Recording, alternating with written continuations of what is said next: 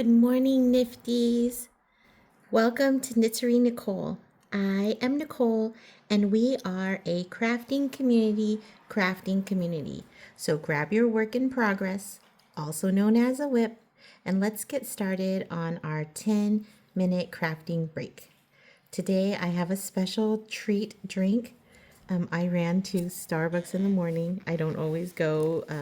Actually, I'm not sure I've ever had Starbucks on our 10-minute nifty crafting break. Oh, I can't get the lid off.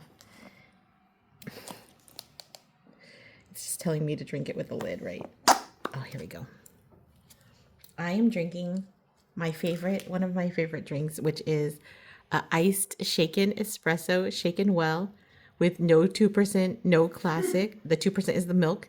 The classic is the syrup that they use, and light ice with pumpkin foam on top, because finally today, let me have a drink first. The foam is so good. Finally today is a little bit cool. We've been having just a hot August.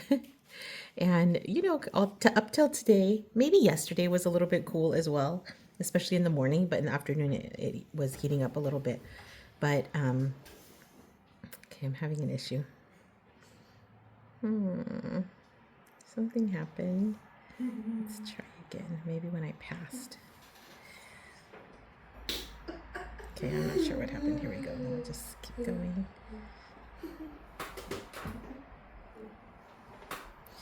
Here we are. So as you recall, it is 3 knit and then pass as to purl. I can't remember what was going on here. So here we passed us to purl, and you can tell because the yarn is in the back, or in the front, in the front, and then 1, 2, 3, perfect. Okay, as I said, the weather has been, pretty hot here in Southern California. I told you that I live near Disneyland, so that kind of gives you an idea of the weather. And it has been so hot that I haven't wanted to do anything fall.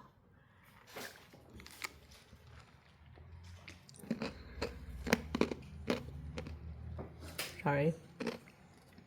I guess this is probably why you drink it with a lid so you don't get the ice. Okay, now I know for certain that I have never drank this on one of our crafting videos, because I do always eat the ice and I feel very self-conscious. I'm going to try not to have any more ice during this video. At any rate, I see on Instagram and on social media that other parts of the world are starting to get cool, and probably, for our friend Nettie in Australia and her family, it's probably starting to get warm. I wonder what the weather is like in Germany, because we have a lot of followers from Germany. I'll have to look that up. At any rate, today was our first kind of cool day, a little crisp. I saw people wearing sweatshirts in the morning, which is nice. And I think I'm going to go to church later on after I finish this video. And I'm also, I think, going to wear a sweatshirt. Sometimes I like to dress up for church, because I feel like, I should be respectful and dress up. But the other thing I feel like, and this is maybe my own personal feeling, and maybe some people will think is rude or disrespectful, but I feel like, if I have limited energy, and the choice is to go to church in athleisure, meaning a sweatshirt, or to not go to church at all, I feel like going is better. And I also feel like, of anyone in the world, if you believe in God, and I'm not proposing either one, but if there is a God, God will know your true heart. And my true heart looks dressed, even if my body does not. My true heart is respectful and loving.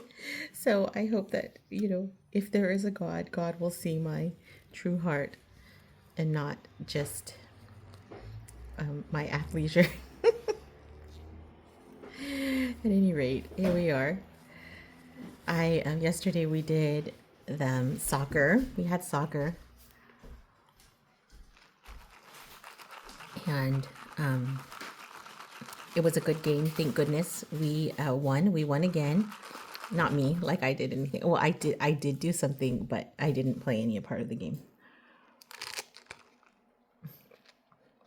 Oh my gosh, I have more ice. I'm gonna put it on pause. Okay, I've now been promoted to team manager, and I know I'm not team manager. I was always the team manager to assistant coach, and I know this is my year of no, but I did say yes because sometimes the coach just needs a little support, and I'm literally already there.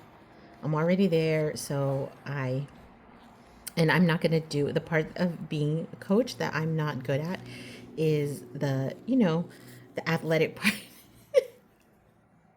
And so I still will not be doing that part. I'm mainly there to step in for coach if he can't be there. And then at that time, we have our other team manager who is amazing. In fact, I want to give her a shout out. I'm not going to name her because she's private, but she's amazing. This woman, let me tell you, I live in an area that is I live and work in an area that has kind of like a low socioeconomic status, and many of the families are just struggling financially. They might work 2 or 3 jobs. Each parent is working like 2 or 3 jobs to afford to live in California, and it's rough. But there are so many benefits of California. I feel like that's why they stay, but many people don't because it's hard. It's hard. And this assistant coach that we have, she grew up in that kind of home, and many people don't have like high expectations of our students. And now she's a grown woman. She's almost my age. I'm a little bit older, but we're close, and so we can just see that she's become so successful. She's so successful. She has a great job, and she actually played soccer in her college, and so she's also sometimes a coach for. She has 3 kids, so sometimes she's a coach for one of her kids. But this year, I think she's not coaching at all. But she has so many other things. She works on the PTA for our school, and she is on a board of a nonprofit after school education center to help, really just give the support that's needed to the students of this community or of that community. I actually live in a next door community, which is not quite exactly the same, but, in many ways very similar. At any rate, and she's so active, right? 3 kids, and she keeps up with it all. Her kids are popular, and not just are they popular, but the school that we attend, it's a school where it really promotes just like kind of like a family nature. And so when there's a birthday party, there's like, at least like almost the whole class is invited, or the whole class is invited, and then many, some people can't make it, of course, but the parties are big, lots and lots of kids. And so she has 3 kids, and they're all invited because they're all, nice kids.